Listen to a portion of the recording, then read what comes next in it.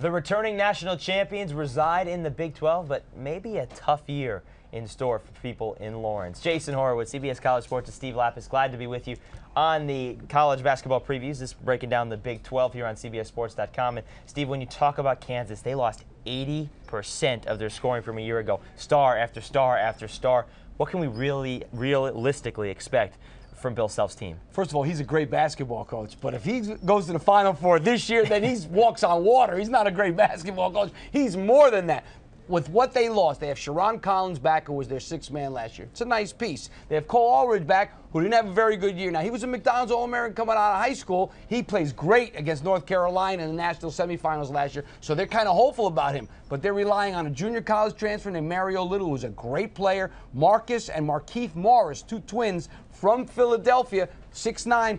They're going to need big contributions from them. So I just think they need a lot from a lot of new guys to be really good. So having said that, is this conference Oklahoma and Texas and then everybody else? That's what I think. I think Oklahoma and Texas, they have the most NBA prospects, first of all, both teams. And when you have Oklahoma, you start with Blake Griffin. This kid's going to be the first pick in the draft this year, and you got to give him credit. He could have left last year. He comes back because he wants to improve. Jeff Capel has done a tremendous job. And also on that team that's going to make a big difference, they got a great guard coming in named Willie Warren, who I believe is going to be the freshman of the year in the Big 12, a 6'4" athletic guard. They're saying as good a player at the guard spot as Blake Griffin was up front. And then you have Texas, who I've always loved. Now, the big question about Texas is who's taking DJ Augustine's spot, who was probably him and Derrick Rose were the two best point guards in the country last year. Now they're talking about A.J. Abrams taking over. But when you're a shooting guard and you take over at the point spot, it's a big difference because A.J. Abrams is a catch-and-shoot guy. Now he's going to have to shoot off the dribble, which is way different than being a catch-and-shoot shooter. So I think Texas has some questions, but Damion James is one of my favorite guys in the country. 6'7", killer, averages over 10 rebounds a game. A.J. Abrams, the best three-point shooter in Texas history. You talked about NBA talent from Texas and Oklahoma. Take a look at what this conference lost. The guys who are now in the NBA. You talk about 5 of the top 6 scorers from last year at Big 12 are now no longer in the conference. Beasley and Bill Walker, Richard Roby at Colorado, who didn't get a lot of press because Colorado wasn't very good, but he was very good. DeAndre Jordan, Joseph Jones, both gone from Texas A&M.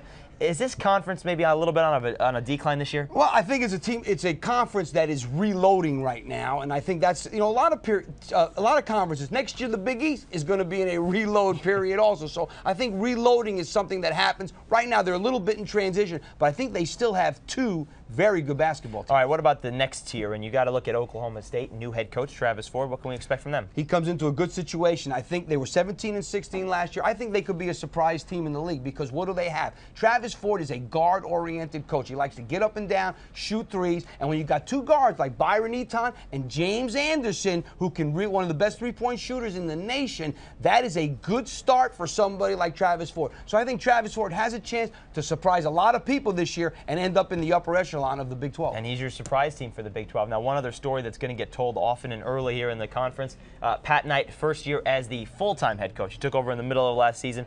What can we realistically expect from the Red Raiders here? They really don't have much back. They have a kid named Alan Voskuhl, who's one of the better three-point shooters in the league, but I think that Pat Knight has to reload, get some good players, especially inside. They've lacked good inside players, even in Coach Knight's last couple of years. I think they have to reload with some good recruiting. All right, we'll see how they do. We'll see maybe if Nebraska or Iowa State or Colorado can make a run and surprise some people.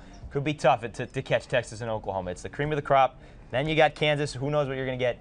And then everybody else. For more on the Big 12 or any of the other quote-unquote BCS conferences in college basketball, be sure to check out the videos here on CBSSports.com. For Steve Lappas, I'm Jason Horowitz. Take care, folks.